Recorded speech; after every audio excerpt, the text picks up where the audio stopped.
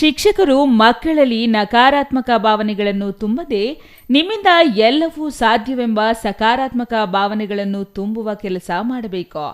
ಶಿಕ್ಷಕ ವೃತ್ತಿ ಎನ್ನುವುದು ಜಗತ್ತಿನ ಅತ್ಯಂತ ಪವಿತ್ರ ವೃತ್ತಿ ಎಂದು ಕರೆಯಲ್ಪಡುತ್ತದೆ. ಕಾಲಕ್ಕೆ ತಕ್ಕಂತೆ ನಮ್ಮ ವೃತ್ತಿಯ ಪಾವಿತ್ರತೆಯನ್ನ ಕಾಪಾಡಿಕೊಂಡು ಪ್ರಾಮಾಣಿಕವಾಗಿ ಮತ್ತು ಅಷ್ಟೇ ಬದ್ಧತೆಯಿಂದ ಕೆಲಸ ಮಾಡುವ ಮೂಲಕ ಮಕ್ಕಳ ಭವಿಷ್ಯ ರೂಪಿಸುವ ಕೆಲಸ ಮಾಡಿದಾಗ ಮಾತ್ರ ಶಿಕ್ಷಕರ ಶ್ರಮ ಸಾರ್ಥಕ ಎಂದರು. ನಾನು ಬಾಗೇಪಲ್ಲಿ ವಿಧಾನಸಭೆ ಕ್ಷೇತ್ರದಲ್ಲಿ ಶಿಕ್ಷಣ ಕ್ರಾಂತಿಯನ್ನು ಮಾಡಲು ಶಿಕ್ಷಣಕ್ಕೆ ಹೆಚ್ಚು ಒತ್ತು ಸರ್ಕಾರದ ವತಿಯಿಂದ ಹೆಚ್ಚಿನ ಅನುದಾನ ತಂದು ಪ್ರತಿ ತಾಲೂಕಿನಲ್ಲಿ ಒಂದೊಂದು ವಸತಿ ಶಾಲೆ ಪ್ರಾರಂಭಿಸುತ್ತೇನೆ.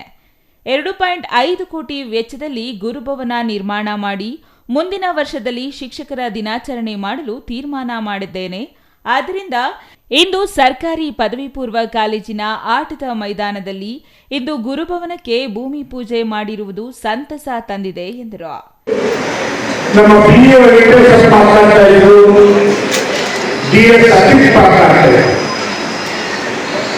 ನನಗಂತೂ ಒಂದು ಖುಷಿ ಆಗ್ತದೆ. ಯಾಕಂದ್ರೆ ಒಂದು ಗುರುಭವನ ಕುಸಿಲಿಕ್ಕೆ, ಎರಡು ನಮ್ಮ ಸರ್ಕಾರಿ ಶಾಲೆಗಳಿರ್ಬೋದು, ಖಾಸಗಿ ಒಕ್ಕೂಟವಾಗಿ ಇವತ್ತು ಈ ಶಿಕ್ಷಕರ ದಿನಾಚರಣೆ ಆಚರಿಸ್ತಾ ಇರೋದು ನನಗಂತೂ ತುಂಬಾ ಸಂತೋಷ ಆಗ್ತಾ ಇದೆ. ಯಾಕಂದ್ರೆ ನಾವೆಲ್ಲ ಒಕ್ಕಟ್ಟಾಗಿ ಮಾಡ್ತಾ ಇದ್ರೆ ಅದಕ್ಕೆ ಅರ್ಥ ಆಗ್ತದೆ.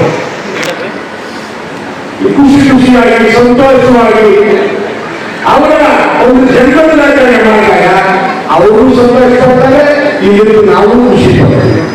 ಇನ್ನು ಈ ಸಂದರ್ಭದಲ್ಲಿ ತಾಲೂಕಿನಲ್ಲಿ ವಯೋನಿವೃತ್ತ ಹೊಂದಿದ ಶಿಕ್ಷಕರು, ತಾಲೂಕು ಹಾಗೂ ಜಿಲ್ಲಾ ಮಟ್ಟದ ಉತ್ತಮ ಶಿಕ್ಷಕರ ಪ್ರಶಸ್ತಿ ಪಡೆದ ಶಿಕ್ಷಕರನ್ನು ಶಾಸಕರು ಆತ್ಮೀಯವಾಗಿ ಸನ್ಮಾನಿಸಿದರು. ಇದಕ್ಕೂ ಮುಂಚೆ ಪಟ್ಟಣದ ಡಿವಿಜಿ ಮುಖ್ಯ ರಸ್ತೆಯಲ್ಲಿ ಸರ್ವಪಲ್ಲಿ ಡಾಕ್ಟರ್ ರಾಧಾಕೃಷ್ಣನ್ ಭಾವಚಿತ್ರವನ್ನ ಬೆಳ್ಳಿ ರಥದಲ್ಲಿ ಮೆರವಣಿಗೆ ಮಾಡಿದರು. Ganesh R, CTV news, Bagepalli.